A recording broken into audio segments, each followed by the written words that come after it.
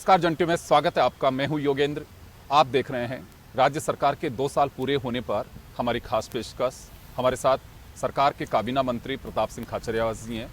प्रताप जी, आपका जंटी में बहुत बहुत स्वागत है। नमस्कार। ये 2 साल का जो टाइम रहा गहलोत साहब का, इसको आप किस तरह से देखते हैं? देखिए, एक बात आप मानकर चलिए, इस 2 साल में 1 वर्ष कोरोना में चला गया, पूरी दुनिया का चला गया। लेकिन गहलोत सरकार की सबसे बड़ी बात यह रही कि मुख्यमंत्री खुद आगे बढ़कर जनता की प्रॉब्लम्स को लेकर लगातार सक्रिय रहे। सारे राजस्थान के मंत्रियों को बुलाना, एमएलएज को बुलाना, अधिकारियों को बुलाना और रोज वीसी करके डायरेक्शन देना। कहीं भी खुद शासन में रहते हुए संवाद की कमी नहीं रहना। एक लीडरशिप जब बातचीत में कमी नहीं रखे, समस्याओं को समझने में कमी नहीं रखे, तो वो सरकार निश्चित रूप से सक्सेस होती है। यही कारण है, आपने देखा होगा, आज आप पब्लिक के बीच में जाइए, कहीं ना कहीं कोई ना कोई काम आपको चलता हुआ मिलेगा। डेवलपमेंट के काम कहीं नहीं रुके इस कोरोना संकट में भी। अभी हम जब कोरोना आया उससे पहले हमने नारा दिया निरोगी राजस्थान का, और उसके बाद पूरे प्रदेश में कोरोना संकट आ गया। लेकिन बड़ी बात यह कि इस कोरोना संकट में भी राजस्थान ने लीड किया पूरे देश को। राजस्थान पहला राज्य बना जहां पर कोरोना की जांच फ्री है। फ्री की शुरुआत सबसे पहले राजस्थान ने की। कोरोना के इलाज फ्री की शुरुआत सबसे पहले राजस्थान में की। कोई भूखा नहीं सोएगा का नारा राजस्थान ने दिया। भीलवाड़ा मॉडल राजस्थान ने दिया। कोरोना में भी फ्री ऑफ कॉस्ट इलाज करना, कोरोना की जांच फ्री करना, पब्लिक के लिए, करोड़ों लोगों के लिए फ्री ऑफ कॉस्ट गेहूं और दाल उपलब्ध कराना, खाना उपलब्ध कराना लॉकडाउन में, ये सब काम प्लांट वे में सरकार ने किए। भामाशाहों को जोड़ा, एनजीओ को जोड़ा, और कहीं पब्लिक को परेशानी नहीं हुई, ये काम किया। हमने जो वादे किए जन घोषणा पत्र में, आप आश्चर्य करोगे कि 251 वादे पूरे हो गए, और वो तो हमने 6 महीने पहले। उसके बाद आज भी मेरा मानना 80% काम हम कर चुके हैं। आज जब मुझे आश्चर्य हुआ, वसुंधरा जी का मैंने बयान देखा, शाही भी इनकी, कलम भी इनकी, ये पॉलिटिकल बयान ठीक लगता है, लेकिन ईमानदारी से जिस दिन विपक्ष इस बात को स्वीकार करेगा कि वो आपस में लड़ने में वक्त गुजार गए 5 साल में, इस वक्त हर सेक्टर में काम हुआ, इस सरकार ने काम करके दिखा। आज भी मैं अभी बड़ौदिया बस्ती बनी पार्क में जाकर आया हूँ, वहाँ सड़कों का उद्घाटन करके आया हूँ। जनता काफ़ी इकट्ठी हुई, उन सब के बीच में बोल कर आया हूँ। ये हम सबकी जिम्मेदारी है कि हम जनता की समस्याओं को लेकर जनता के बीच में जाएं, लगातार संपर्क में रहे। जनता और सरकार के बीच में दूरी नहीं होनी चाहिए। जब जनता और सरकार के बीच में दूरी होती है तब समस्याएं ज़्यादा खड़ी होती हैं। प्रताप जी, आपने कहा कि कोविड को लेकर के बहुत ही अच्छा मैनेजमेंट रहा, भीलवाड़ा मॉडल की चर्चा रही, इसमें कोई संदेह नहीं है। लेकिन प्राइवेट हॉस्पिटल्स पे जनता उंगली उठा रही है कि सरकार ने तो कर दिया अपनी तरफ से, लेकिन मॉनिटरिंग की बहुत कमी रही है। देखिए, मॉनिटरिंग समय समय पर की गई, और इसमें हम भी मानते हैं कि प्राइवेट हॉस्पिटल्स पर सख्ती हम उतनी नहीं कर पाए। उसका एक कारण था, ये ऐसी घड़ी थी जिसमें हमने हमारी तरफ से बहुत संसाधन उपलब्ध करा दिए। हमने पब्लिक से कहा यदि कहीं शिकायत है वहाँ हमने एक्शन भी लिया।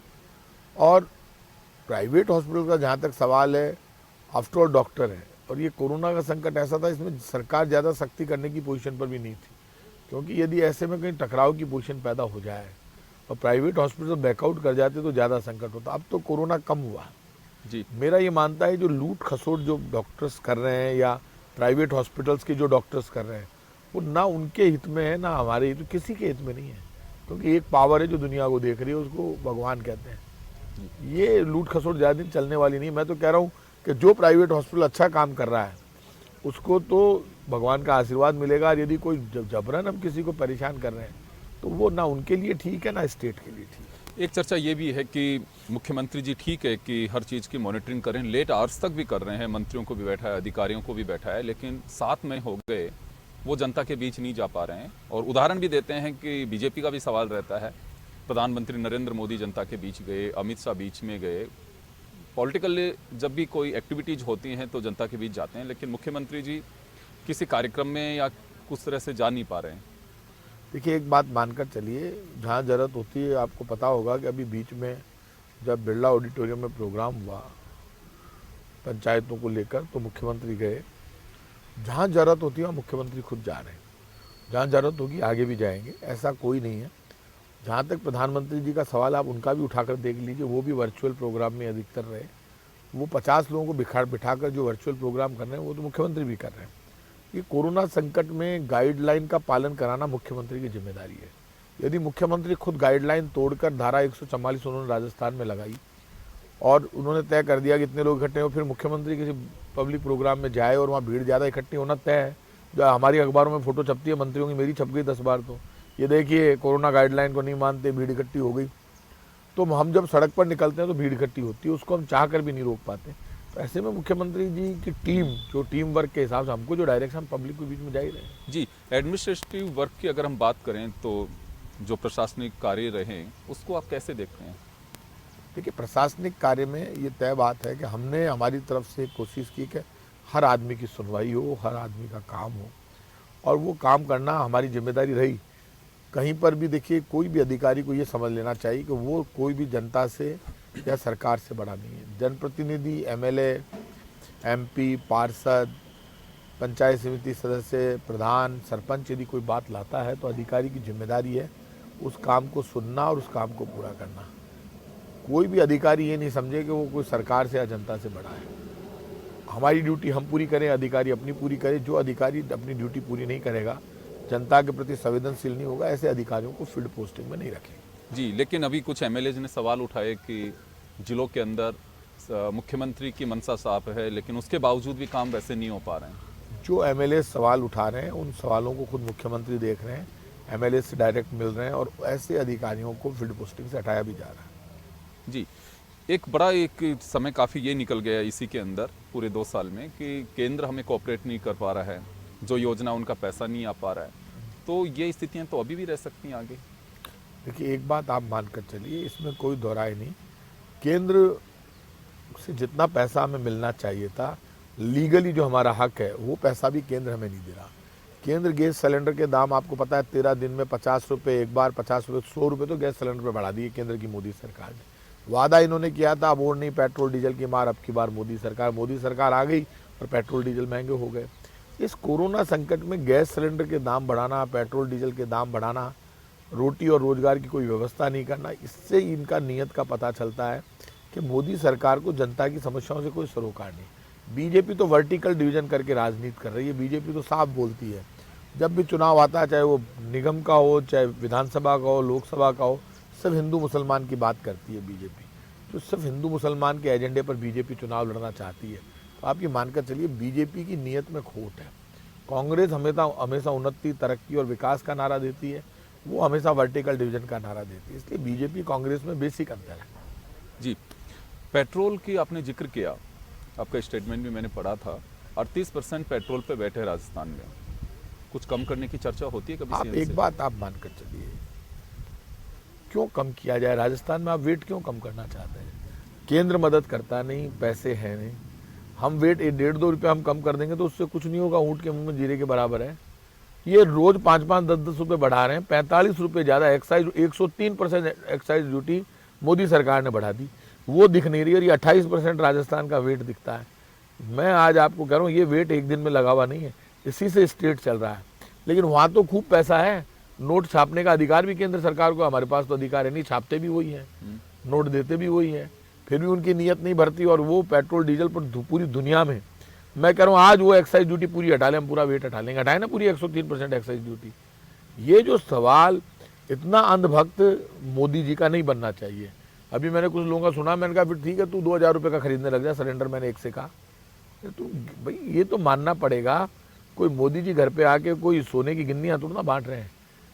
आज़ादी के बाद पहला प्राइम मिनिस्टर जो इतना जिद्दी और अड़ी पे आ गया कि कल अखबारों में, आपके टीवी पर सब जगह खबर चल रही थी, बाबा राम सिंह है, उन्होंने खुद को गोली मार ली किसानों के आंदोलन में। वो रोज गुरुवाणी का पाठ करते थे, वहाँ पाठ पढ़कर सुनाते थे सबको। 10 दिन पहले उन्होंने 5 लाख रुपए किसान आंदोलन में दिए, इतने दुखी हो गए खुद को गोली मार ली। सरकार की नीयत देखो, इनके राजस्थान में क्या पूरे देश में इनके नेता घूम रहे हैं और कह रहे हैं कि किसान बिल है जो बहुत अच्छा है और ये किसान विरोधी आंदोलन गलत है। ये तो कह रही है बीजेपी। किसान कह रहे हैं किसान को बिल चाहिए ही नहीं, तो आप जबरन क्यों थोपना चाहते हो? ये जिद है इस बीजेपी की सरकार की, तानाशाही करना चाहती है। और वही तानाशाही पेट्रोल डीजल और गैस में ये कर रहे हैं। ये कहते हैं राजस्थान में वेट ज्यादा है, राजस्थान का वेट तो ऊँट के मुंह में जीरे के बराबर है। पैसे तो आपने बढ़ाए, हमने थोड़ा ना बढ़ाए। हम तो अभी कम कर दें हम तो, उससे होगा क्या? उससे हम बेवकूफ और कहलाते हैं। राजस्थान का डेवलपमेंट रुक जाएगा, पैसा है नहीं राजस्थान सरकार के पास। और ये और कहेंगे कि ये डरते हैं, इसलिए हमारा, हम तो नहीं डरते, तो डरते रोज बढ़ा रहे हैं। रोज पैसे बढ़ते हैं पेट्रोल डीजल पे। और जैसे ही क्रूड ऑयल बिल्कुल फ्री में हो गया था, जीरो पे आ गया था, भाई फ्री में ले जाओ, तो इन्होंने 100% एक्साइज ड्यूटी बढ़ा दी। बढ़ा तो दी, अब सब कम नहीं कर रहे। किसान एक बड़ा इशू है, आप लोगों के भी कर्ज माफी और बिजली का जो इशू था उसको देखिए, लेकर हमने कर्ज माफी की, बीजेपी वाले लोग कह रहे हैं, आप आश्चर्य करोगे, गांव गांव में किसानों का कर्जा माफ हुआ। लगभग 10-15 हजार करोड़ रुपए के कर्जे माफ हुए किसानों के राजस्थान में। वो कह रहे हैं बाकियों के नहीं हुए, इतनों के अरे हुए तो हैं, जितने के भी हुए हैं।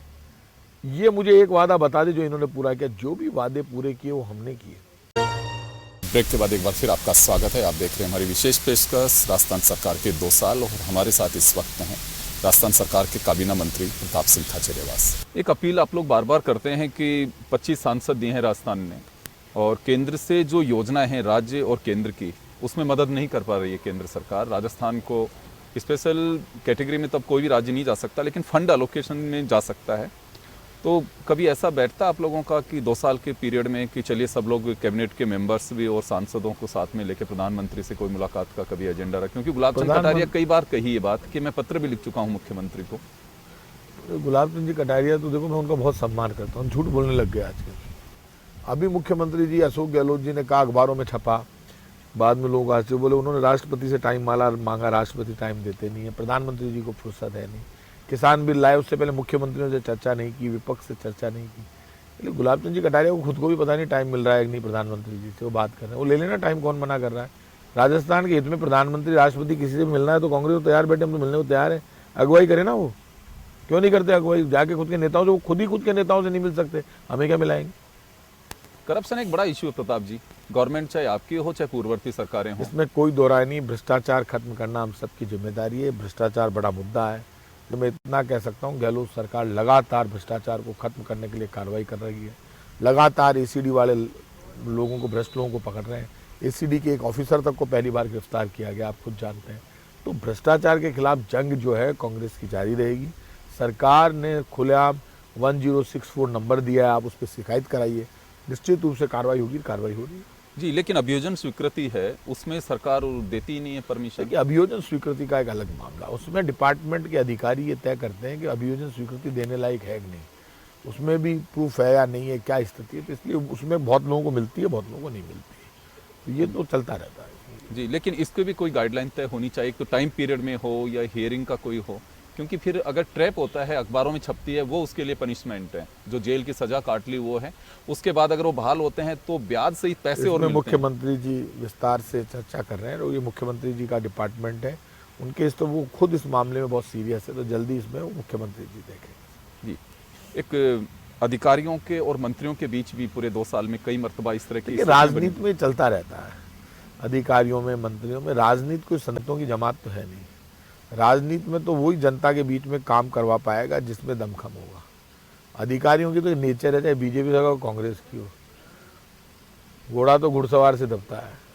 अधिकारी तो अपनी मनमानी करने की कोशिश करेंगे। आप कितने समझदार हैं और आप किस टेक्निक से काम कर रहे हैं, आप ऑनेस्टी के साथ अपना वर्क कर रहे हैं, तो क्या कर लेंगे अधिकारी? काम तो करना ही पड़ेगा। अधिकारियों को नहीं करेगा, हटा देंगे, और क्या होगा। जी।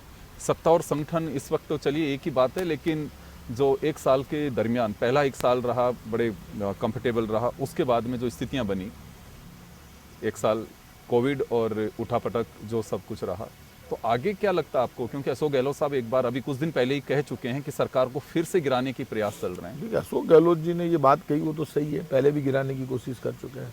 और भारतीय जनता पार्टी तो खुद कह रही है हम 6 महीने में सरकार गिरा देंगे। बीजेपी ने ये मान लिया कि उनका काम, उनका माल बहुत आया हुआ है, नोटबंदी, जीएसटी का जो घोटाला इन्होंने किया, पैसे बहुत हैं, किसी भी कीमत पे सरकार गिराना चाहते। उनके बहुत दर्द है पेट में कि सब सरकारें गिरा दी, गहलोत सरकार क्यों नहीं गिरा पाए। तो कोशिश पूरी करेंगे। आपके तो मित्र हैं सब जगह पे, क्यों गिराना चाहते हैं सरकार? जानते हैं कि 2023 में पहली बार बीजेपी हारेगी दोबारा चुनाव, आप देख लेना। अभी ये हारे, आप देखो, ये जयपुर, जोधपुर, कोटा में परसेंटेज ऑफ वोट इनका कम आया, हमेशा इनका गढ़ है ये तीनों। फिर ये पंचायत में भी परसेंटेज ऑफ वोटों में तो कम है, लेकिन सीटें ज़्यादा रह गए, ले गए जिला परिषद की, हम एग्री कर गए। अजी साहब किसान आंदोलन में बड़ा कोई समर्थन नहीं है, ये वो ज़्यादा बड़े बोले, ऊपर वाले ने लाठी मारी, निकाय चुनाव में 3रे नंबर पे चली गई बीजेपी। ऐसा कभी हुआ है? अभी आ रहे हैं, और अपने गढ़ में आ रहे हैं। कस्बों में तो ये जीतते, जो 50 नगर पालिका इनकी थी वहाँ हार गए। अब उल्टा हो रहा है, शहरों में कस्बों में बीजेपी हार रही है। प्रताप जी, एक चीज़ बताओ मुझे, अभी आप कह रहे हैं कि ये 2023 में हार रहे हैं, अभी एक साल के लिए तो आपने अपनी मजबूरी जाहिर कर दी कि पूरे कोरोना की वजह से सभी डिस्टर्ब रहे। कमिंग डेज जो होंगे 2021 में, मुझे नहीं लगता कि कोरोना कितनी क्या जड़ें कमज़ोर कर पाएगा, लेकिन दिक्कतें हैं अभी भी। तो क्या आधार है ऐसा कि जिसके भी यहाँ पे आप कह रहे हैं कि हम वापसी कर रहे हैं 2023 में? 100% वापसी करेंगे। बीजेपी विपक्ष की भूमिका निभा नहीं पाई, बीजेपी के पास लीडरशिप नहीं है, जनता का विश्वास बीजेपी पर नहीं है, बीजेपी के नेताओं पर नहीं है, और पुरानी सरकार के शासन की इनकी उपलब्धि नहीं है। लोग इस बात को समझ गए, काम और विकास की बात कांग्रेस करती है और टकराव और दंगे की बात बीजेपी करती है। ये तय बात है, लोग ऊब गए हैं। बीजेपी का एकमात्र एजेंडा है हिंदू और मुसलमान के नाम पर वोट मांगने का, वो अब एजेंडे से लोग ऊब गए। ना तो इस देश से हिंदू को निकाल सकते हैं, ना मुसलमान को बीजेपी वाले, ना सिख को, ना ईसाई को। ये ज़्यादा दिन चलने वाला इशू नहीं है। जमाना मॉडर्नाइज हो रहा, कब तक आप एक दूसरे से डरा कर वोट लोगे? लोगों के समझ में आने लगा। एक परंपरा सी बना दी राजनीतिक दलों ने कि सरकार जाती है, उसके 6 महीने का जो कामकाज होता है उसकी समीक्षा करिए। आप लोगों ने भी कराया, करीब काफ़ी सारी फाइलों को 6 महीने तक, 1 साल तक वो सिलसिला चलता रहा, उससे काम भी बंद हो गया। लेकिन ना पूर्ववर्ती सरकार इस नतीजे पे पहुंच पाई कि अशोक गहलोत ने कुछ गलत किया, न आपकी सरकार इस नतीजे पे पहुंच पाई कि वसुंधरा राजे ने गलत किया, जबकि चुनाव से पहले बड़ा मेजर इशू होता है ये। देखिए, राजस्थान में अभी तक ये बदले की भावना की राजनीति नहीं है, और ये अच्छी बात है, इस परंपरा को बने रहने दीजिए। राजस्थान अभी यूपी और बिहार नहीं बना। वहाँ पे जो एक दूसरे के मुख्यमंत्री आते हैं, एक दूसरे को जिस तरह से केसबाजी होती है, वो नहीं होगी तो राजनीति शुद्ध रहेगी। ये ठीक है, एक दूसरे के खिलाफ उस हद तक जाकर राजनीति नहीं हो रही जो कि नहीं होनी चाहिए, क्योंकि यदि बदले की भावना से राजनीति में एक दूसरे के खिलाफ कार्रवाई करने पर आ गए तो उसका कोई अंत नहीं है। नहीं, होनी भी नहीं चाहिए, बहुत अच्छी बात है। मैं तो इसको ठीक नहीं मानता। बिल्कुल स्वस्थ परंपरा रहे, लेकिन आपस प्रतिशोध नहीं होना में चाहिए। बयानबाजी हो, राइवली हो, करें, वहाँ तक ठीक है, लेकिन हमारे दुश्मन थोड़ा ना बीजेपी के लोग, वो भी हमारे दोस्त हैं। नहीं, मैं तो वो जो समीक्षा की जाती है काम की 6 महीने की, समीक्षा तो एक परंपरा है, और इस परंपरा को गलत नहीं सोचकर बाद में वो मंजूर कर दिए सारे काम, लगभग उनमें से अधिकतर काम हो गए। जी। और भ्रष्टाचार भी एक मुद्दा होता है, जैसे आप लोग अपोजिशन में बिल्कुल थे। होता है भ्रष्टाचार मुद्दा, क्योंकि भ्रष्टाचार के मामले में तो अब आप खुद बीजेपी के बारे में सब जानते हैं, और जो सारी कंडीशन पैदा हुई, मैं तो कह रहा हूँ भ्रष्टाचार के चार्ज हम भी लगाते हैं, वो भी लगाते हैं, और फैसला जनता को करना होता है। या फिर कहीं बड़ा मामला होता है तो जितने स्तर पर आप यूँ तो 2G घोटाला का चार्जेस किया तो सारे बरी होकर आए, बीजेपी उस मुद्दे पर केंद्र में सत्ता ले आई, तो क्या नहीं कहा, खुद मोदी जी क्या क्या बोलते थे। इसलिए अब ये तो राजनीतिक चले। 2 साल से आप सरकार का हिस्सा हैं और बड़े बेबाक तरीके से आप बोलते भी हैं, क्या महसूस करते हैं कि सत्ता में ये सब कुछ है? देखिए, और राजनीति में मैं लड़ा जाता हूँ, संघर्ष बहुत किए, आंदोलन बहुत किए, और मैं जब सत्ता मिली तो मैं आज तक मुझे महसूस ही नहीं हुआ कि मैं मंत्री हूँ, क्योंकि जो आदमी ज़्यादा लड़ लेता है, ज़्यादा संघर्ष कर लेता है, उसको ज़्यादा ही महसूस होता नहीं। अब इतना लड़ भिड़ के सत्ता मिली है तो मैं मेरी तरफ से काम करता हूँ, मेरे लिए नॉर्मल बात है ये सब। इन्हीं सिविल लाइन्स में मेरा मकान भी है, अभी बंगला मिल गया, यहीं से बचपन गुजरा, स्कूल, कॉलेज, यूनिवर्सिटी। इसलिए मेरा ये मानना है कि देखिए, ज़िंदगी में 2 ही सच्चाई है, ज़िंदगी और मौत, वो भगवान के हाथ में। बाकी ये सब ज़िंदगी का हिस्सा है जो ईमानदारी से हमें पूरा करना चाहिए। ऐसा काम हमें नहीं करना चाहिए जिससे किसी का दिल दुखे, ऐसा काम भी हमें नहीं करना चाहिए जिसमें लोगों को लगे कि हमारे में घमंड आ गया।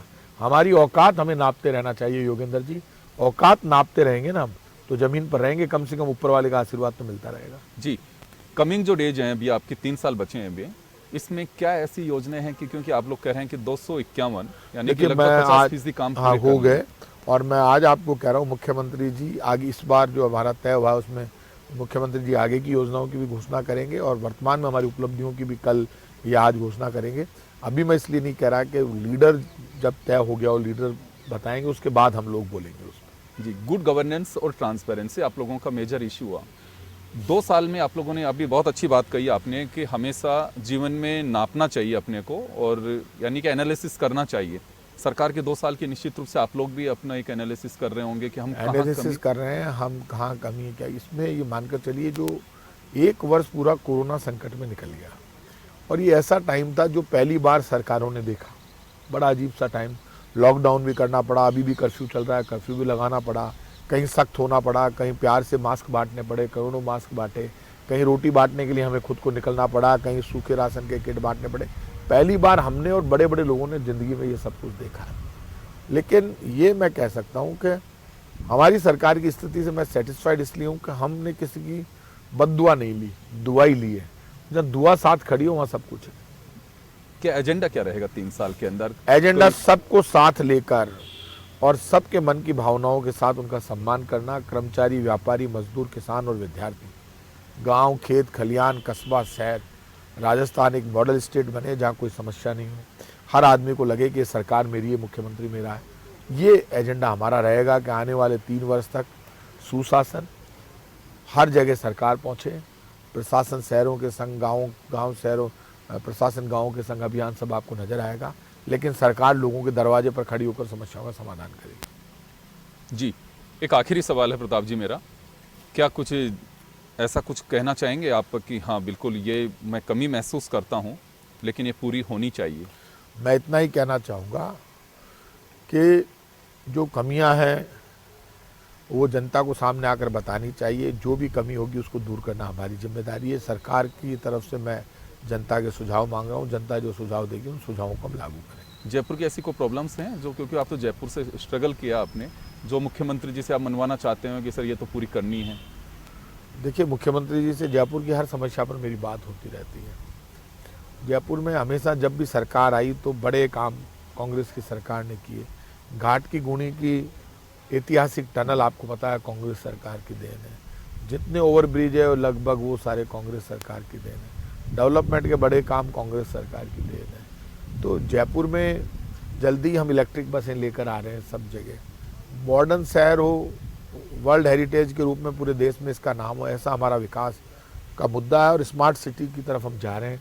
तो मुझे भरोसा है कि जयपुर में कोई कमी हम नहीं रखेंगे। मेट्रो सेकंड फेज के लिए कोई चर्चा होती है? तैयारी है उसकी। जी, तो चलिए सरकार के 2 साल और राजस्थान में मैं जी। एक बड़ी बात आपको कह दूं कि राजस्थान में रिफाइनरी बड़ा प्रोजेक्ट है जो राजस्थान की दिशा दशा को बदलेगा। और रिफाइनरी जो लग रही है वो अशोक गहलोत जी का सपना था, सरकार का सपना था। उस रिफाइनरी से राजस्थान की आर्थिक स्थिति भी मजबूत होगी और राजस्थान के करोड़ों लोगों को रोजगार मिलेगा।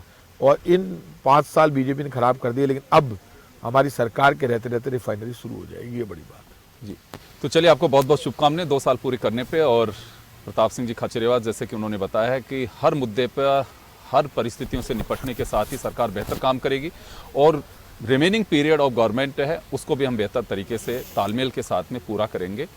बहुत बहुत शुक्रिया आप सभी का और इस विशेष पेशकश में इतना ही। दीजिए इजाजत, नमस्कार।